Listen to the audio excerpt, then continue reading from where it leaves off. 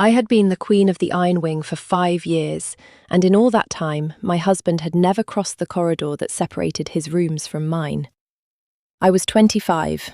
I had married him at 20, in a hall full of strangers, with a crown of iron leaves heavy enough to bow my neck, and a man at my side whose voice I had heard exactly twice before the vows. He had not looked at me during the ceremony. He had not looked at me much since. There is a particular kind of loneliness that you can only learn inside a marriage. Solitude is one thing. You can fill it with books and bread and the small ceremonies of your own day. The other kind has another person in it, and a door, and a corridor, and the sound of his boots passing your threshold every night on his way to somewhere that is not you. I had stopped counting the nights. That was the first kindness I had learned to give myself. The knock came on a Thursday, in the small hours, after the candles had guttered and the hearth had gone to embers. 3 quiet sounds against the wood, evenly spaced, as if he had counted the breaths between them. I knew the rhythm of his step in the corridor. I had memorized it by the second year, without meaning to. The way you memorize the noises of any house you cannot leave. But I had never heard him stop at my door. I sat up in the dark and listened to nothing for the space of one long breath. Then I said, "Come in." The door opened on its hinge, slow, considerate, as though the man on the other side was uncertain he had the right. Halvar of the Iron Wing, king of the 7 northern packs, stood in my doorway in a plain, dark tunic with no crown and no cloak, holding a candle in one hand because he had not wanted to wake the corridor. He did not step inside. "Forgive the hour." His voice was low, careful. It was not the voice he used in counsel. I would not have come if it could have waited. I drew the blanket up over my shoulders, not because I was cold, because I needed something to do with my hands. "What has happened?" He looked past me, at the window, at the dark beyond it, at the place on the floor where the candlelight stopped. He had a particular way of not looking at things. I had watched him do it for 5 years across a great hall and across a marriage bed that had stayed a corridor wide. "Nothing has happened," he said. "That is the trouble." I waited. I had learned the use of waiting. He set the candle down on the small table just inside the door, as though he meant to come no farther and wanted to leave himself the option. The flame steadied. His hand, I noticed, did not. "I have come," he said, "to ask if I may speak with you tomorrow, in the morning, before counsel." It took me a moment to assemble that sentence into something that made sense. He had crossed the corridor at 3 a.m, on a Thursday, in 5 years, to make an appointment. I should have laughed. I did not. There was something in his face that did not belong to a man asking a favour. It belonged to a man asking permission to be forgiven for something he had not yet named. "You are the king," I said. "You may speak with me whenever you wish." "No," he shook his head once. "I may not." The candle on the table threw his shadow up the wall behind him, long and unsteady. I watched it move. "Then tomorrow," I said, "in the morning, before counsel." He inclined his head. He turned to go. He stopped with his hand on the doorframe. "Wren?" He did not turn back. I am sorry that it took 5 years to knock. The door closed behind him with the same careful quiet it had opened with. I sat in the dark for a long time after that, listening to the sound of his boots receding down the corridor, and then to the silence that came after them, which was a different silence than the one I had been living in for 5 years. He had said my name. In 5 years, I do not think he had said my name aloud. I did not sleep. I waited. When the first grey came through the window, I rose and dressed myself slowly, in a plain wool gown the colour of riverstone, and braided my hair without ornament, because anything else would have been a kind of answer to a question he had not yet asked. A maid brought bread and weak ale. I ate standing, looking out at the courtyard where the warriors were already drilling in the dark before dawn. From this window, every morning for 5 years, I had watched my husband cross the yard to the training ring before sunrise. He did not know I watched. I had given myself that, at least. This morning, he did not go to the training ring. This morning, he came to me. He was waiting in the small antechamber of my rooms when I opened the inner door. Fully dressed in his counsel clothes, a dark grey tunic and the iron collar that meant rule, no crown. He stood when I entered. He had always stood when I entered a room. It was one of the few courtesies he had never failed in. "Wife?" His voice was steadier than it had been at 3 a.m. Barely. "Husband?" The word sat strangely in my mouth. I had said it perhaps a dozen times in 5 years. He gestured toward the small bench by the window. I did not sit. He did not sit either. We stood across from each other, 3 paces apart, in the grey morning light, and I watched his hand find the back of a chair and grip it. "I am riding south next week," he said, "to the Alliance Council at Wolfstone. I have been preparing the journey for 6 months. I knew. The whole hold knew. He would be gone 40 days. I have decided not to go." The chair back creaked under his hand. I said nothing.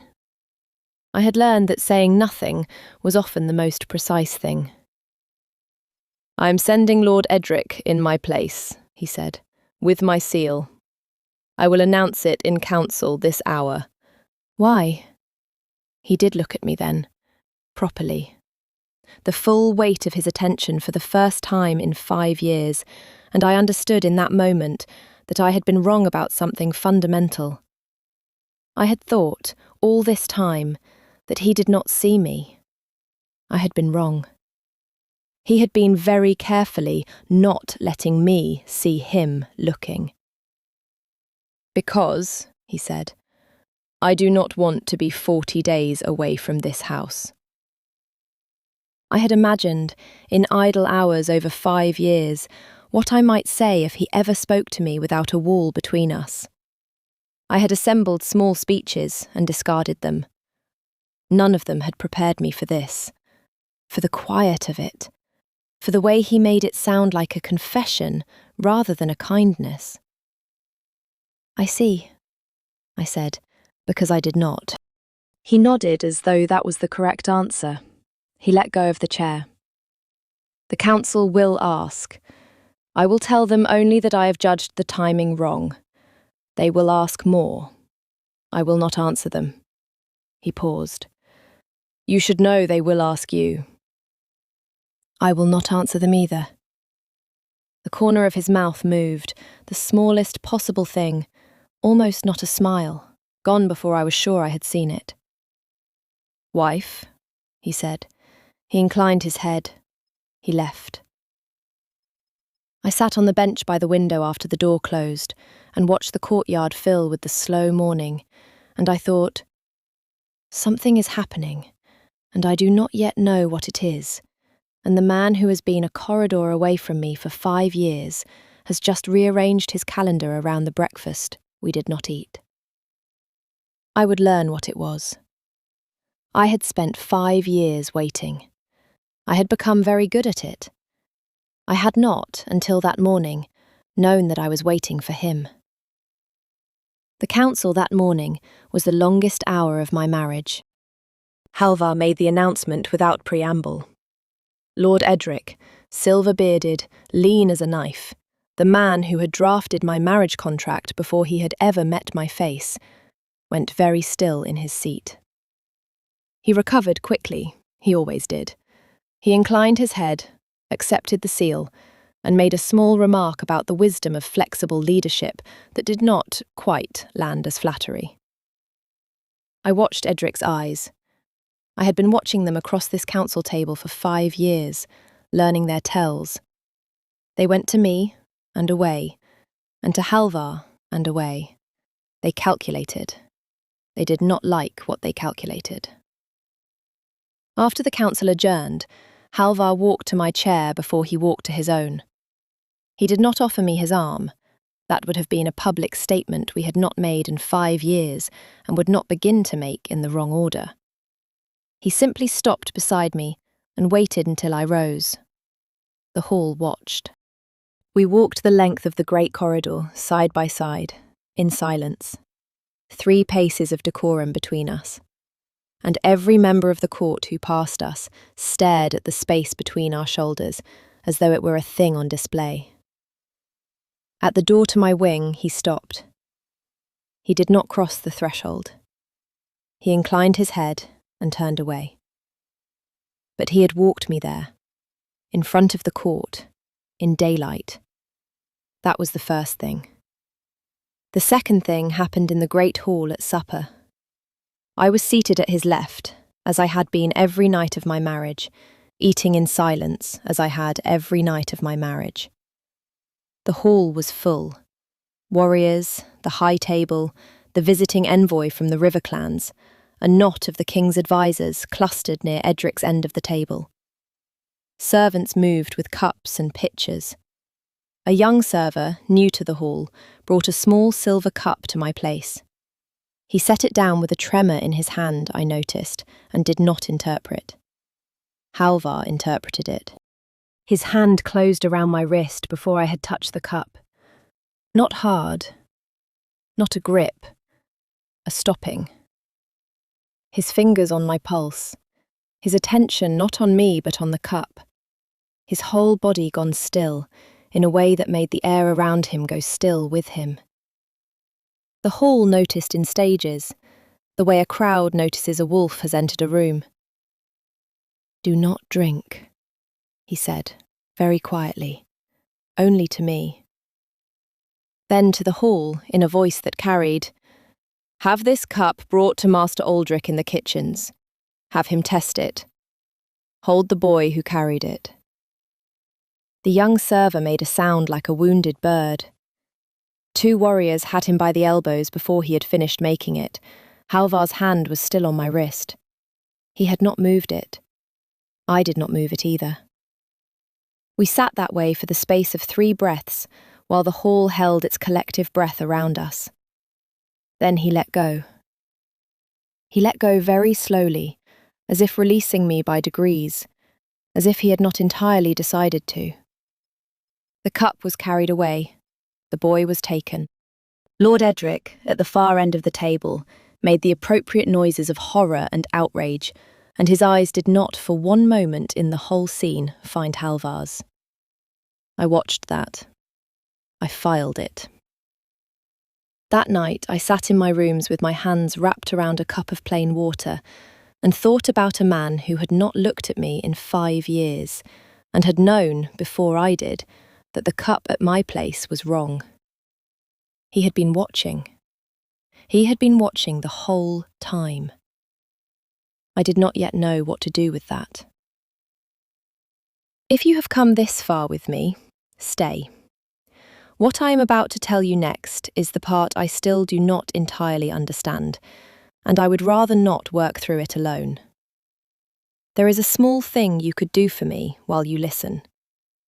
If her voice has earned a place in your evenings, a quiet subscribe would mean it stays here. Now, back to the Iron Wing, and the night I went looking for a door. He came to my rooms again the next night. Not to my door this time. He met me in the library, in the deepest hour, because I had asked him to. I had sent a folded note in the late afternoon, through my maid. The library. After the hall sleeps. I have a question. He had sent no reply, but at the appointed hour, when I came down the stone steps with my candle, he was already there, standing at the long table with his back to the door. The library of the Iron Wing was my favourite room in the world. He had not known that. Or perhaps he had. I was no longer sure what he did and did not know about me. "Husband," I said, because the corridor was somewhere else now. He turned. The candlelight caught on the iron at his throat. "Wife?" I set my candle down on the table between us. I did not sit. He did not sit. I had a feeling we were going to have a great many conversations standing up.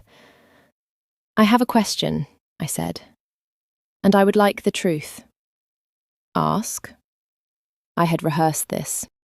I had stood in front of my window for an hour rehearsing it. None of it came out the way I had rehearsed. "Why," I said, "did you marry me if you did not intend to know me?" He did not flinch. He had the stillness of a man who had been waiting 5 years for the question. "That is 2 questions," he said. "Then answer both." He set his hand on the edge of the table. The light caught on a ring I had never been close enough to notice, a thin band of dark metal, old, worn smooth. "I married you," he said, "because the council and your father's allies required a marriage to hold the northern border. I would have refused if it had been any other woman. I did not refuse when it was you." I waited. "The second answer," he said, "is more difficult." "I have time." He almost smiled. Almost. "Before our wedding," he said, "the old seer of my mother's tower, she had been mine since I was a boy, read me a thing I have never told another living soul. She read me my mate. She told me that the woman fated to me would not survive the bond if I claimed her young, that my wolf was too strong, that the binding would be violent, and that she, whoever she was, would die of it before her 30th year. The library went very quiet around us. "The seer is rarely wrong," he said. "She has never been wrong with me." I held very still. I had stopped breathing some time before, and I did not entirely know how to begin again. "When I saw you in the great hall on the day of our wedding," he said, "my wolf knew. Before I crossed the floor toward you, my wolf knew. And I understood, standing in front of 200 people with the iron crown in my hands, that the woman the seer had warned me of had just walked into my house under a contract I had signed without reading." He looked at me. He did not look away. So I made a choice. I would honour the marriage. I would hold the border. I would not claim you. I would not touch you, would not let the bond settle, would not let my wolf reach toward yours. I would let you live. "For how long?" I said. My voice did not sound like mine. "Until you were old enough that the seer's warning no longer held." She had said, "young." She had been specific. She had said before the 30th year. His hand on the table tightened. 5 years. I had 5 years to keep my distance. "And then?" "And then," he said, "I had planned to tell you, and to ask you whether you wished to remain married to a man who had not spoken to you in half a decade, or whether you wished to be released. I owed you that choice. I had taken every other one." I closed my eyes. There are particular kinds of grief you only learn standing in a library in the small hours, across a table from a man who has been protecting you with such ferocity and such silence that you have spent 5 years believing he did not want you. "And the cup," I said when I could. "Edric." His voice went flat. "He arranged our marriage believing I would set you aside within the year. He has been adjusting his plans ever since I did not. The seal I am sending south with him is an excuse to remove him from the hold for 40 days. I had intended to be the one riding south. I changed my mind." "When?" "3 nights ago." He paused. "When I realised that I had counted wrong. That you would turn 30 in 2 years, not 5. that I had run out of time to keep you safe by staying away from you. He breathed out, slowly, like a man setting down a great weight. And then, he said, I realised I did not know if you would have me, after 5 years of a corridor, and that I had not asked, and that I did not deserve to ask, but that I was going to ask anyway, because I am not a man who can keep counting nights when there is a knock I have not made. I picked up my candle. My hand was steady. I did not know how. Halvar? His head came up at his own name. It occurred to me that perhaps I had not said it aloud in 5 years either. Walk me back to my wing, I said. We will talk about the rest of it tomorrow. He walked me back. At my door, he stopped. He looked at the wood of it as though he had memorised every grain. He probably had. Wren. He did not lift his eyes to mine. Thank you for not asking me to leave. He went.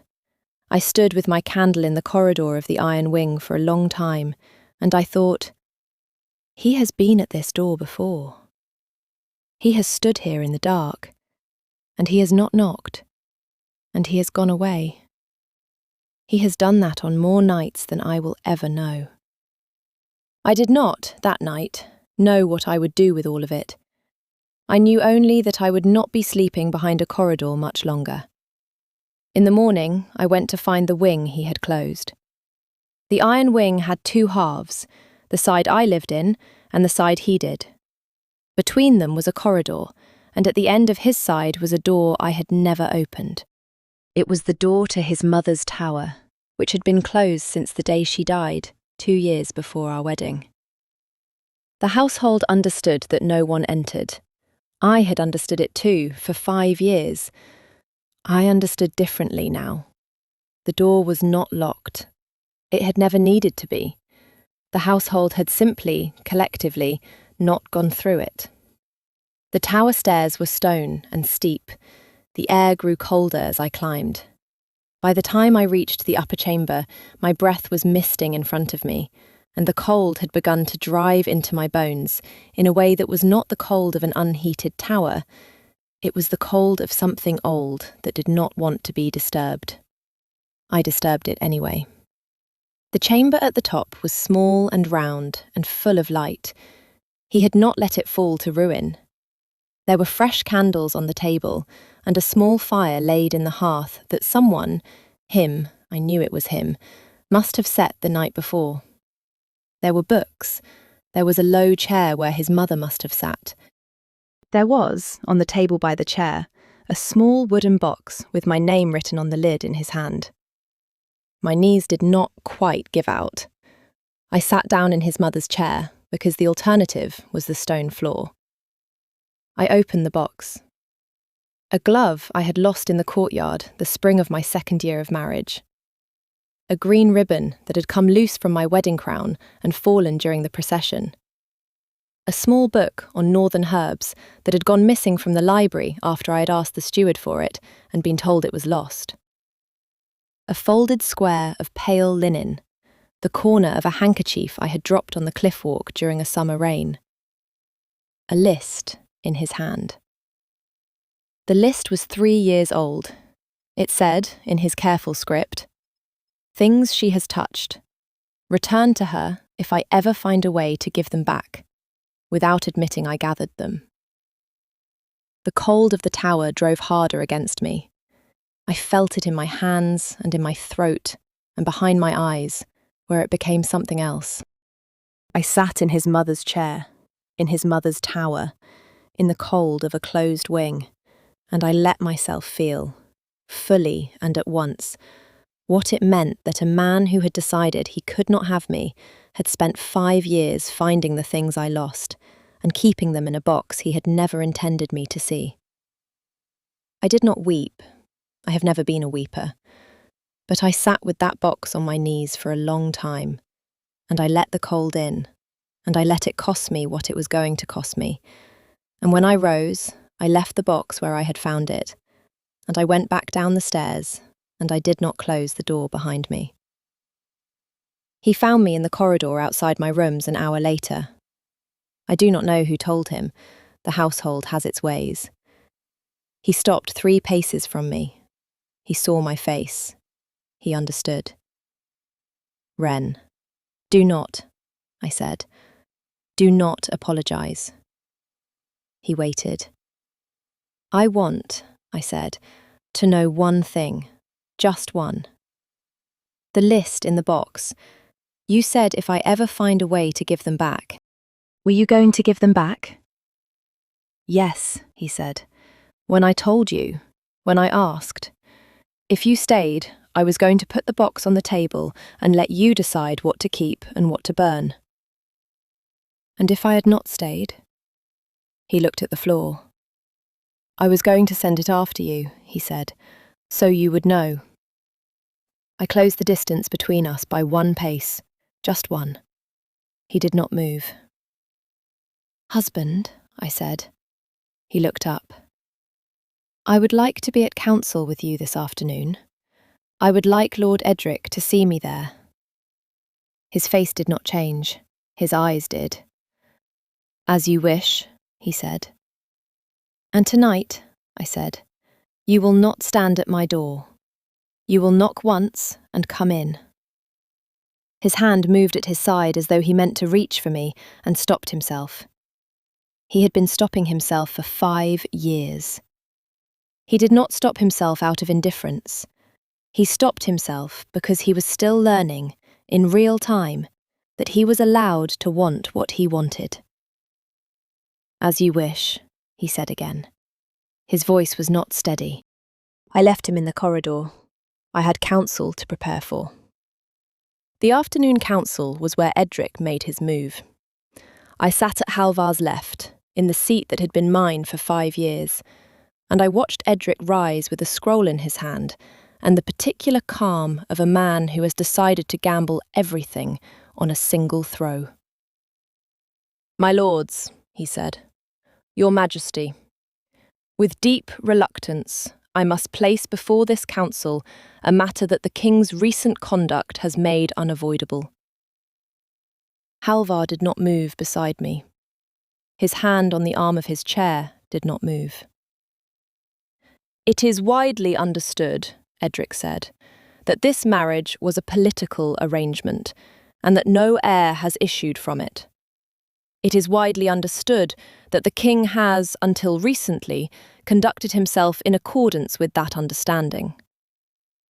The events of the past 3 days, the cancellation of the southern ride, the public attentions at table, the visit to the Queen's wing."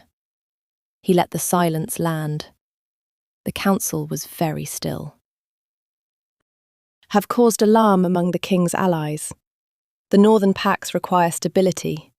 The river clans have expressed concern. I have therefore prepared, for the king's consideration, a writ of annulment, sealed with His Majesty's authority," he lifted the scroll, "to be ratified by this council in open session." The room exhaled. Halvar said nothing. He was watching Edric. He had the stillness he had when he had seen the cup. I felt his hand on the arm of his chair tighten once, and then relax. "May I see the writ?" Halvar said. "My lord Edric." Edric brought it to him. Halvar broke the seal, his own seal, and read the document. His face did not change. He set it down on the council table. "This bears my seal," he said. "I did not affix it." The council went very still. "The seal was in your possession from the moment you accepted the southern ride, Your Majesty." Edric's voice was steady. "Perhaps the matter was delegated." "Perhaps," Halvar said. He looked at me. I rose. I had not asked permission. I had not said I would speak. I rose, and the council rose with me.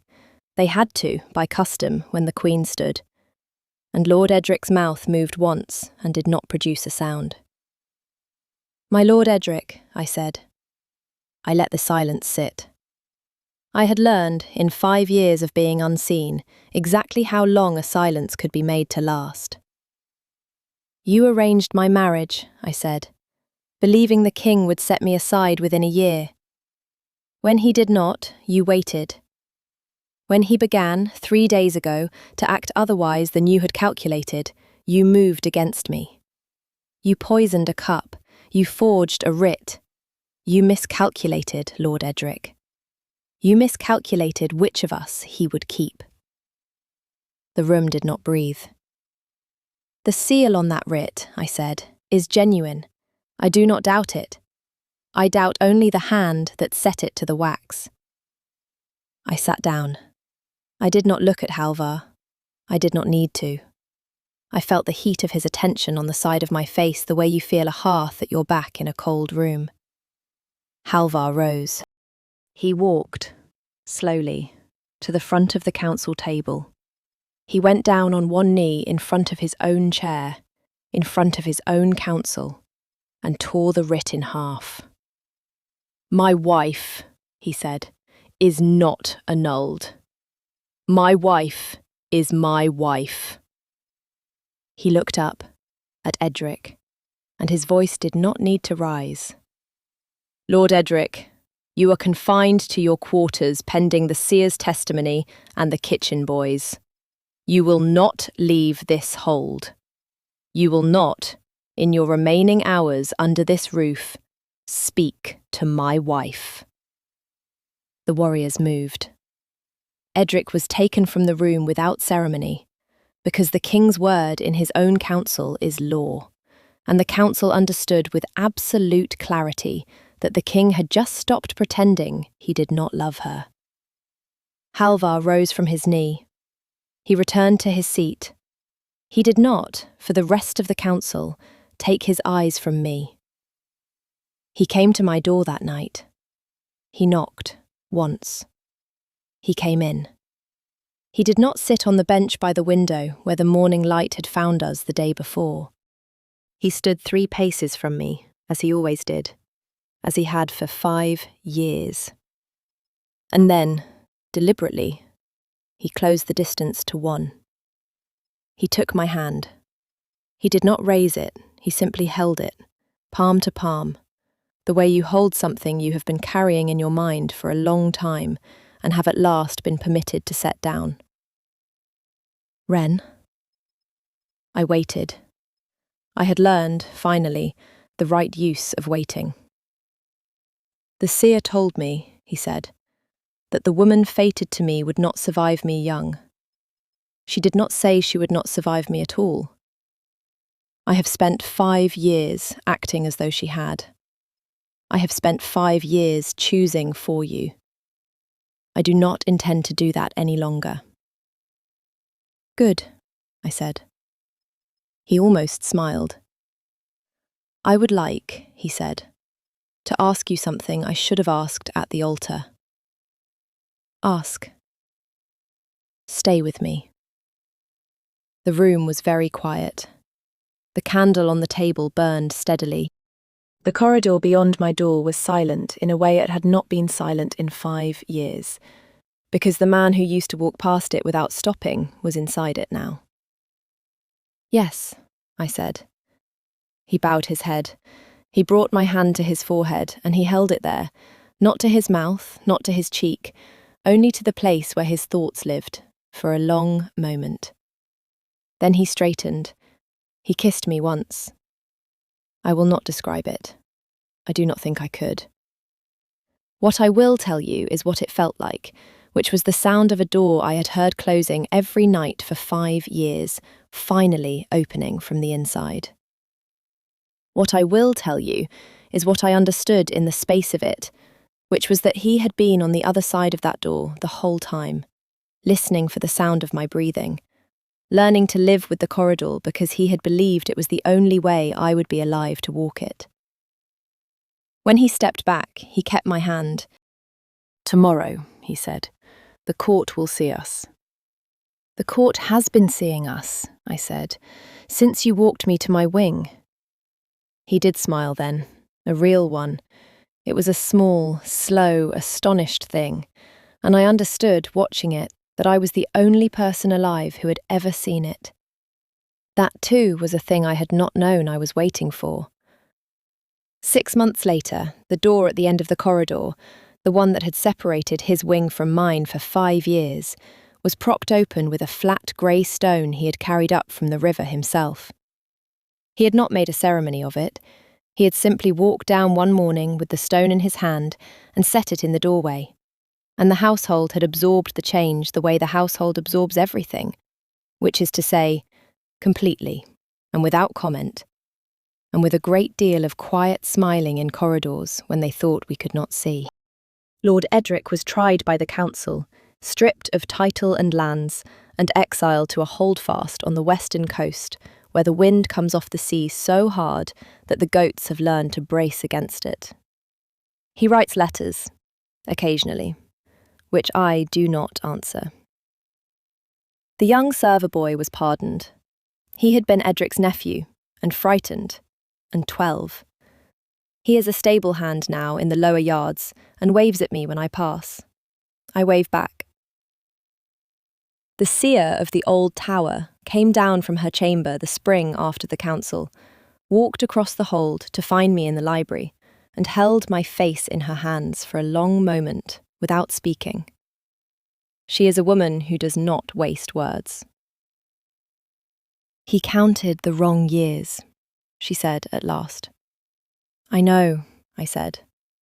"I told him before the 30th. I did not tell him not at all.